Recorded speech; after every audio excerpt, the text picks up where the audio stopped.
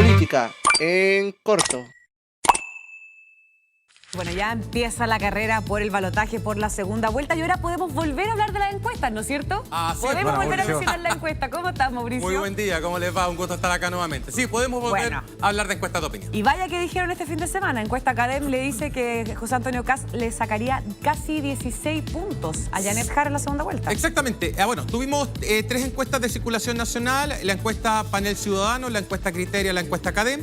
Las tres avanzan en la misma dirección, es decir, le dan una amplia ventaja al candidato republicano, José Antonio Kast. En segundo lugar, muestran que la imagen de triunfo de José Antonio Kast en términos de expectativa de quién va a ser el próximo presidente de Chile aumentó de manera muy dramática en comparación con la última medición realizada antes de la primera vuelta. Y en tercer lugar, las encuestas también reportaron los endosos o transferencias de un candidato a otro, pensando fundamentalmente en Franco Parisi, Evelyn Matei y Johannes Kaiser.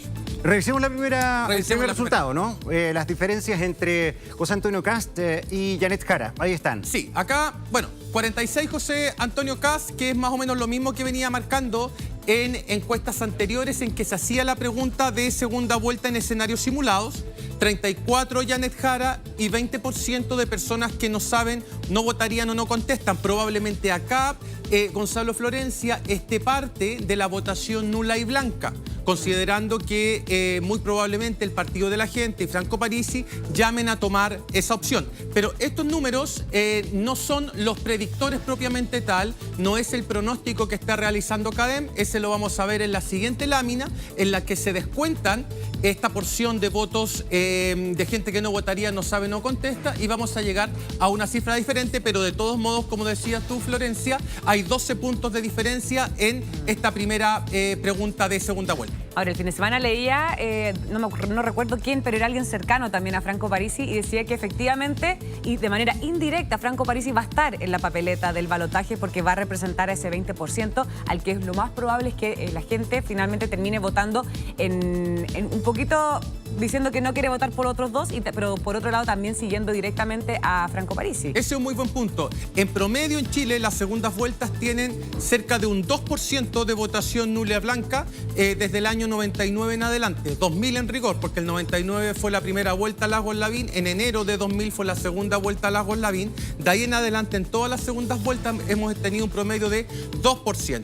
En esta primera vuelta, la que tuvimos hace un par de domingos, el domingo pasado, fue de 3,8 el porcentaje de voto nulo blanco que representó 500.000 personas. Ahora puede ser mayor. Ahora va a ser mayor. Vamos a tener el récord histórico de votos nulos y votos blancos en una elección presidencial de segunda vuelta por un efecto mecánico, es decir, que vota más gente, porque el voto es obligatorio, y por un efecto político, que es seguramente lo que va a hacer el Partido de la Gente y Franco Parisi llamando a votar inválido. Por voto inválido me refiero a voto nulo, voto blanco. Mira, acá tenemos el mismo cálculo anterior, pero en base 100. ¿Qué significa en base 100? Que se descuenta ese 20% que veíamos recién, que correspondía a gente que no sabía, no votaría o no contestaba la pregunta. Y acá queda el pronóstico, 58 Kast versus 42 de Janet Jara, que va muy en línea con las otras encuestas de opinión que circularon el fin de semana. ¿Este es el que vale? Este es el que vale, sí. Sin blancos y nulos. Sí, claro. ¿Por qué? Porque cuando se hace el conteo de los votos y se calcula el porcentaje de votos de los candidatos, siempre se descuentan de eso los votos nulos y blancos y se hace el cálculo de porcentajes de los candidatos en función de los votos válidamente emitidos, es decir, aquellos que se inclinaron por alguna de las opciones en competencia. ¿Qué pasa con el trasvasije de votos? Las encuestas también dan cuenta de eso. ¿Dónde se van los votos del PDG de Franco Parisi? A ver, ahora viene la distribución de votos y tenemos lo siguiente. Los votantes de Janet Jara en primera vuelta se pasan 100% a plenitud a su candidatura en segunda vuelta. Lo propio los votantes de José Antonio Kast. Estas dos láminas, estos dos gráficos, estas dos barras indican consistencia electoral, ¿verdad? Lo que votó en primera se repite en segunda. Luego tenemos el caso quizás más difícil de tratar, que es el votante de Franco Parisi. Hasta ahora, de acuerdo a los datos de esta primera medición de segunda vuelta, el 34%, un tercio, se iría hacia José Antonio Kast, un 22%, un quinto, a Janet Jara y un 44% se inclinaría por una opción distinta, que es no votar, gente que no sabe. No necesariamente acá están los nulos y blancos. Puede ser que sí, yo tengo la impresión de que acá están los nulos y blancos, pero que no todo ese 44% es nulo y blanco. Pueden ser indecisos aún. Pueden ser indecisos aún. Imagínense ustedes que el 44% de la base de Parisi votara nulo blanco. Aquí ya habría más de 1 millón de votos de esas características. Luego, en Kaiser tampoco hay grandes sorpresas. Más del 90% de la base de Kaiser se transfiere hacia el voto por José Antonio Kast, y tenemos un 9% que aún está en duda. No hay ningún punto hacia Janet Jara, obviamente porque es la votación de Johannes Kaiser. Y en Evelyn Matei también hay una fractura del voto, pero menos evidente en comparación con la de Franco Parisi. El 60% de la gente que votó por Matei en primera votaría por Kast en segunda.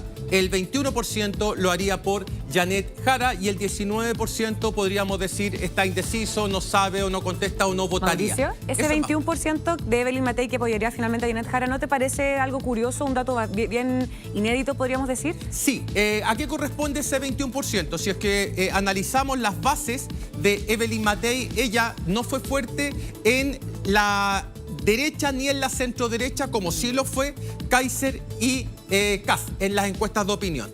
Ella marcaba muy bien en los votantes de centro propiamente tal, lo que me hace pensar que parte del voto de centro izquierda que se decía estaba con Evelyn Matei, efectivamente estuvo con ella, pero que ahora en segunda vuelta entre Jara y Kast está prefiriendo a Janet Jara. O sea, es un votante que en una primera etapa dijo, bueno, Evelyn Matei es la única que puede evitar que Kast sea el próximo presidente. Ahora que no lo logró, entonces esos votos van a Janet Jara, que podría interpretarse como el mal menor para este tipo de votantes. Ahora, esta fotografía es muy distinta a lo que se hablaba antes de la primera vuelta. Es marginalmente distinta. ¿En qué sentido? En el sentido de que... Porque, claro, perdón, no estaba el factor Parisi. no estaba el factor Parisi. Ahí está. Eso tiene que ser la gran diferencia. Ahí está la gran diferencia. La gran diferencia la constituye Franco Parisi. Veremos qué decisión toma el partido. Recuerden ustedes que en la elección anterior hizo una consulta el PDG y los militantes del PDG decidieron respaldar a José Antonio Kast. Veremos si es que ahora, en una consulta quizás más amplia, se llega a la conclusión de que en realidad lo mejor sería llamar voto nulo o blanco por una cuestión de consistencia política. Él lo dijo en su campaña, ni fachos ni comunachos. Si es que se inclina por alguna de las dos alternativas, ¿qué le van a decir sus rivales políticos? Que está contradiciendo lo que él mismo señaló en su campaña electoral y que lo llevó a obtener 2,5 millones de votos. Y respecto a la expectativa espontánea, ¿qué es lo que se ha dicho? Este es el dato más llamativo. Mire, acá se le pregunta a la gente quién cree usted que va a ser el próximo presidente de la República. Claro, tenemos la medición del 14 de noviembre, 2 días antes de la primera vuelta, y tenemos la medición del 21 de noviembre, que fue la última. En la medición del 14 de noviembre, Kast tenía una imagen de triunfo, una expectativa de que él iba a ser el próximo presidente de la República del 35%, mientras que Jara era del 28%.